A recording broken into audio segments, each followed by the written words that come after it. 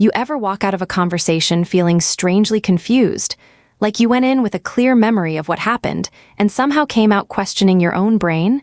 Not in a dramatic way, just subtle, slightly off, like your thoughts got rearranged while you weren't looking. And the worst part is you can't even prove it, because everything sounds reasonable. They don't scream, they don't obviously lie. They just gently reshape reality in small, almost polite ways. They deny things you clearly remember, minimize things that mattered to you, and casually suggest you're overthinking. And you sit there thinking, maybe I am overthinking.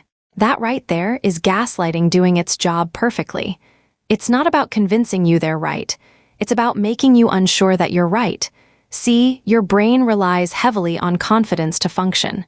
Not truth, confidence. If you feel certain about something, your brain moves forward. If that certainty starts cracking, everything slows down. So when someone repeatedly makes you question your own memory, your own reactions, your own interpretation of events, your brain starts looking for a more stable source of reality. And guess who becomes that source? The person messing with you. It's like your brain goes, clearly I can't trust myself, so I'll trust them instead.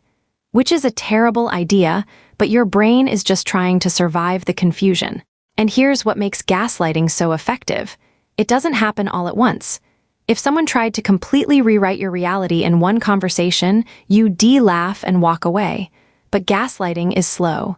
It's tiny contradictions, small denials, little shifts that don't feel worth arguing about in the moment. Until one day, you realize you've been arguing with yourself more than with them. And now you're exhausted. So you stop pushing back. Not because they proved you wrong, but because defending your own reality started feeling like too much work. And once that happens, control becomes effortless. Because now they don't have to convince you of anything. They just have to keep you slightly unsure. And the really uncomfortable part?